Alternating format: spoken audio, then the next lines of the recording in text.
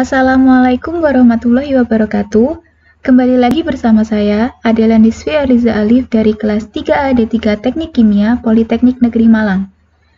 Nah, di video kali ini, saya akan membahas soal di buku Genkopis nomor 12.92 tentang leaching single stage.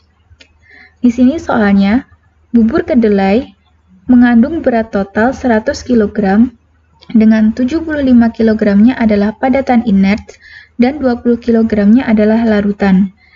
Di larutan ini mengandung 10% minyak dan 90%-nya adalah pelarut heksan. Bubur ini dikontakkan dengan 100 kg heksan murni dengan single stage atau satu tahap agar nilai N untuk aliran keluarnya yaitu 1,5 kg padatan tidak larut per kilogram padatan yang tertahan.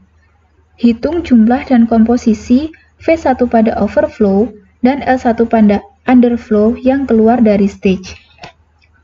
Nah, di sini diketahui feed slurry totalnya sebesar 100 kg yang mengandung inert solid atau B-nya sebesar 75 kg dan solutionnya atau L0-nya sebesar 25 kg.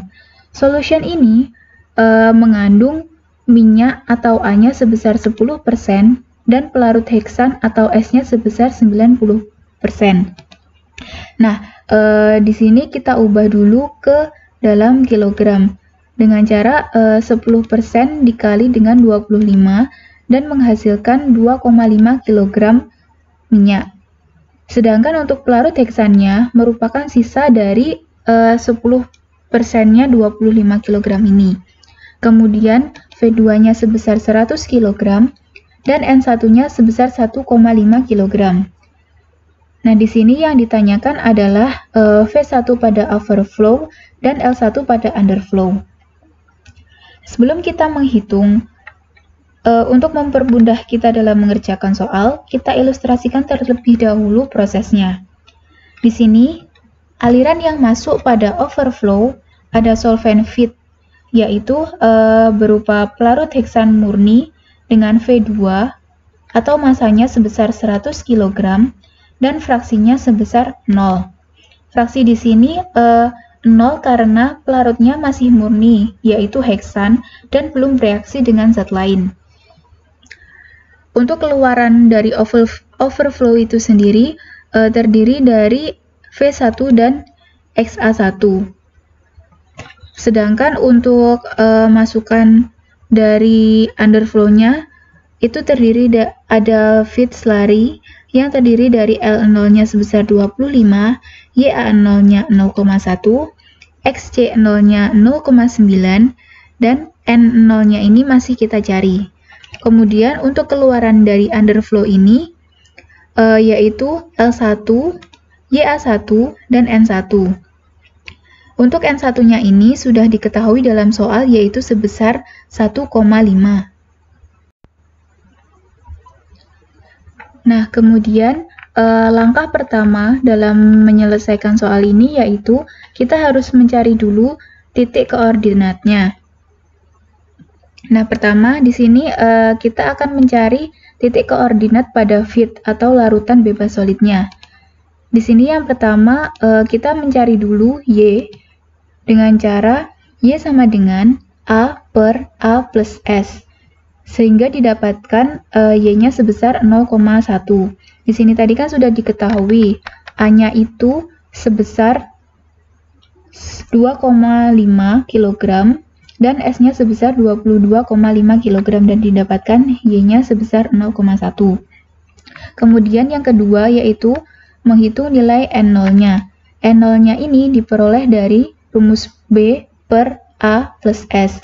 Tadi kan diketahui B-nya itu sebesar 75 kg per A-nya tadi adalah 2,5 dan S-nya adalah 22,5 kg.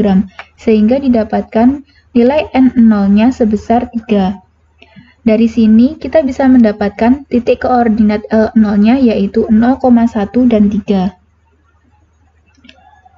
Setelah mendapatkan titik koordinat dari feed, kemudian kita mencari koordinatnya yang ada di solvent. Karena pada aliran solvent ini hanya mengandung pure solvent heksan, maka di sini A-nya itu adalah 0, B-nya juga 0, dan solvennya adalah 100 kg. Kemudian kita mencari titik koordinatnya. Yang pertama yaitu kita menghitung dulu nilai XA-nya dengan cara A per A plus S. Di sini A-nya adalah 0, S-nya adalah 100, jadi XA-nya ketemu 0. Kemudian yang kedua kita menghitung nilai B-nya, yaitu dengan cara B per B plus S. B-nya tadi kan juga 0, S-nya 100, sehingga didapatkan nilai M-nya sebesar 0. Nah, dari nilai XA dan M ini, kita bisa mendapatkan koordinat dari V2, yaitu 0,0. Nah, setelah kita mendapatkan koordinat dari V2 dan L0, maka koordinat tersebut bisa kita plotkan ke dalam grafik. Tadi kan sudah diketahui dalam soal bahwa nilai dari N-nya itu sebesar 1,5. Nah, dari situ kita bisa menarik di sumbu Y ini 1,5. Kita bisa tarik garis mendatar dan dihasilkan nanti garis seperti ini. Dan garis ini disebut dengan garis underflow. Sedangkan untuk garis yang ada di sumbu X ini disebut dengan garis overflow. Setelah itu, kita bisa mengeplotkan koordinat dari V2 dan L0-nya tadi. Yang pertama, kita mengeplotkan dulu nilai koordinat V2. Tadi kan sudah kita cari dan didapatkan koordinat V2-nya itu sebesar 0,0. Jadi nanti dia ada di sini.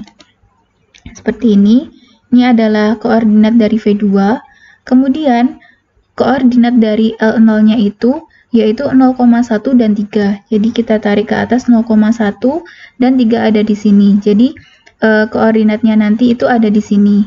Ini merupakan koordinat L0. Kemudian kita tarik garis dari V2 menuju ke L0 dan didapatkan garis seperti ini. Setelah kita mengeplotkan koordinat V2 dan L0, kemudian selanjutnya kita bisa menghitung nilai dari neraca massanya. Nah, di neraca massa ini kita akan mencari nilai dari M-nya. Di sini kita akan mencari dari persamaan 12.94, yaitu L0 plus V2 sama dengan L1 plus V1 sama dengan M. Nah, dari rumus ini bisa kita sederhanakan, yaitu M sama dengan L0 plus V2. Tadi kan diketahui L0-nya sebesar 25 dan V2-nya itu adalah 100 kg. Jadi didapatkan nilai M-nya sebesar 125 kg. Kemudian kita menghitung nilai neraca massa komponennya. Neraca massa komponen ini kita akan mencari nilai XAM-nya dari persamaan 12.95, yaitu L0 YA dikali YA0 ditambah V2 dikali XA2 sama dengan L1 dikali YA1 ditambah V1 dikali XA1 sama dengan M dikali XAM. Dari sini kita bisa sederhanakan menjadi L0 dikali YA0 ditambah V2 dikali XA2 sama dengan M dikali XAM. Nah, di sini kita bisa memperoleh nilai XAM-nya itu sebesar 0,02. Nah, kemudian kita menggunakan persamaan 12.96 untuk menghitung nilai NM.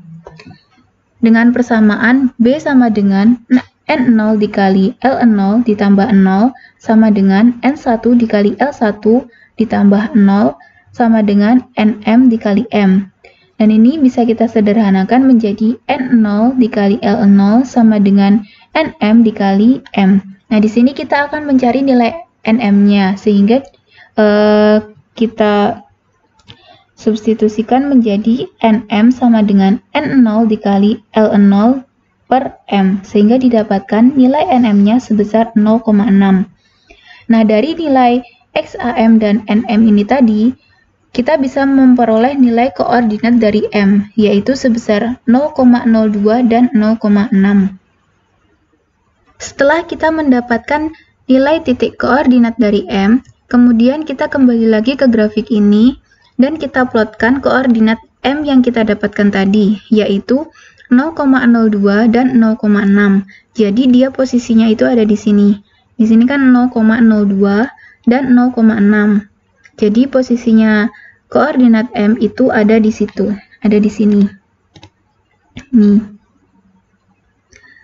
Nah, dari titik M ini kita bisa tarik garis ke atas sampai ke garis underflow dan kita tarik garis ke bawah sampai ke garis overflow.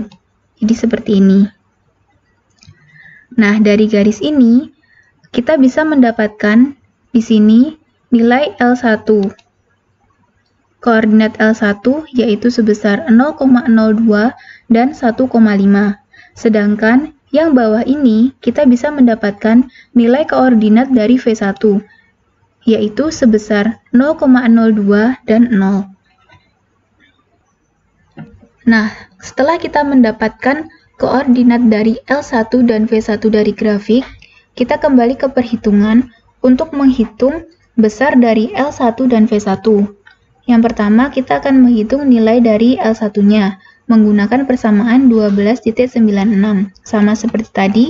Kemudian kita sederhanakan persamaannya menjadi N1 dikali L1 sama dengan NM dikali M. Sehingga L1-nya itu sama dengan NM dikali M dibagi N1.